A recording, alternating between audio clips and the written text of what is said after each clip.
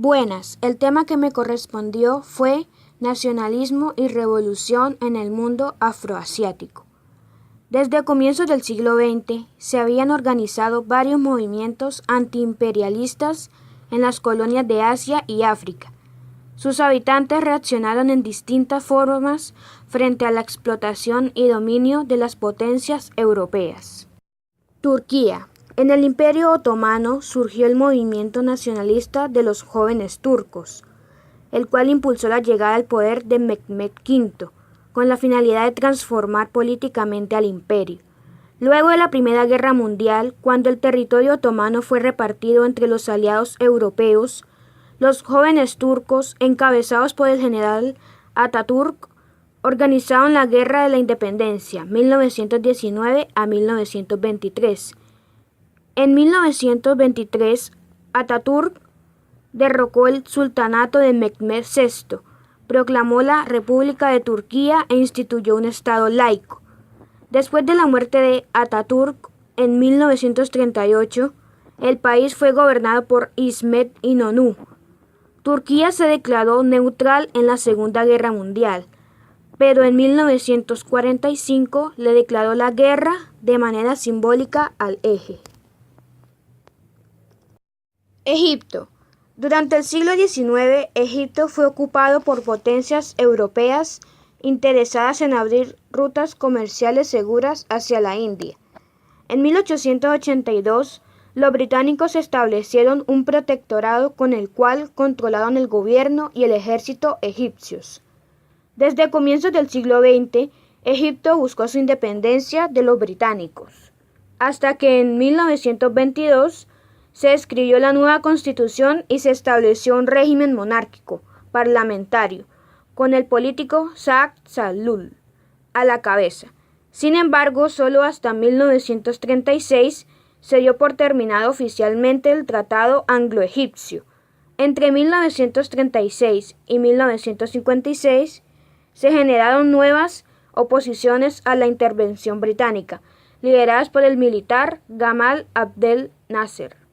El movimiento se generalizó a toda la región árabe controlada por los europeos. Nasser llegó al poder en 1953, encabezando una revolución nacionalista y socialista, con la que generó la nacionalización del Canal de Suez.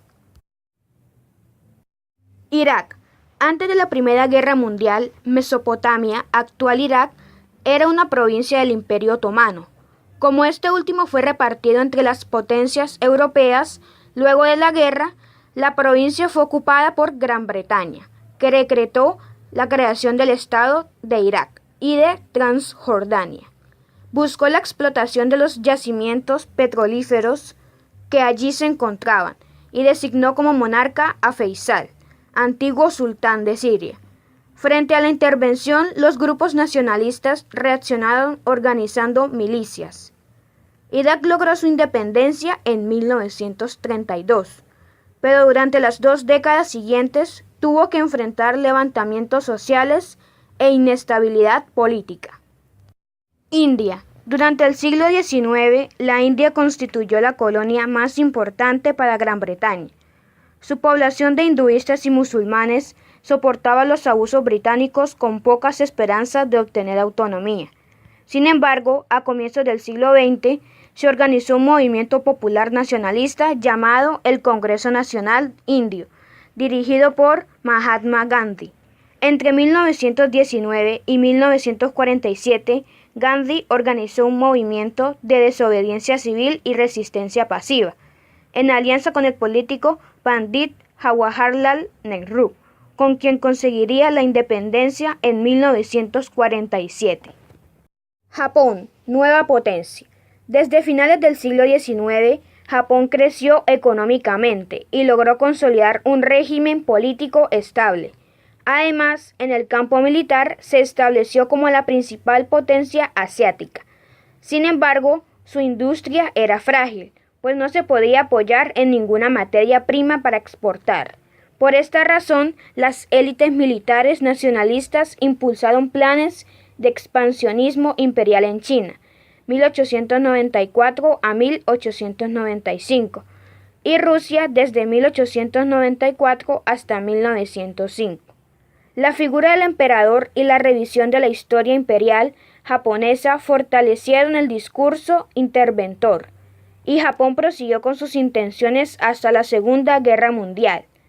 Entre 1920 y 1937, Japón invadió las regiones de Manchuria y China, entre otros territorios del Pacífico Oriental, acciones legitimadas por el Plan Tanaka, que establecía la necesidad de controlar todos los territorios de Asia Oriental. Durante la década de 1930, Japón estableció relaciones diplomáticas con las dictaduras en Alemania e Italia. La flota militar japonesa se equiparó con el crecimiento del ejército alemán, pues desarrolló armas de alto alcance y consolidó ejércitos compuestos por hombres, capaces de movilizarse por vía marítima hacia cualquier territorio. La Revolución China. La República China sufrió grandes transformaciones desde comienzos del siglo XX. Sus estructuras sociales se habían desarrollado de manera paralela a las del capitalismo europeo, pero con la llegada de los ingleses en el siglo XIX salieron a la luz algunos de los principales problemas relacionados con la tenencia de la tierra. En 1911, Sun Yat-sen, un revolucionario democrático, lideró un movimiento popular que depuso al último emperador y estableció una república. En 1912 fundó el Partido Nacionalista o Kuomintang, KMT. En la Primera Guerra Mundial, China se enfrentó a los señores de la guerra, jefes militares que basaban su poder en el tráfico del opio. En 1923, para debilitar a los señores de la guerra, el KMT admitió el ingreso de grupos comunistas. Esta alianza le aseguró el apoyo soviético para la formación del ejército revolucionario. Luego de la muerte de Sun Yat-sen en 1925, su cuñado Chiang Kai-shek asumió el mando del KMT. En 1926, el ejército revolucionario se lanzó a la conquista de Pekín-Beijing. En 1931 se estableció la República Soviética de China, dirigida por el líder Mao Zedong, que se enfrentó directamente con el gobierno nacionalista de la República de la China en una guerra de guerrillas rural. Las batallas se recrudecieron durante toda la década, sobre todo luego de la ofensiva de Chiang Kai-shek en 1934.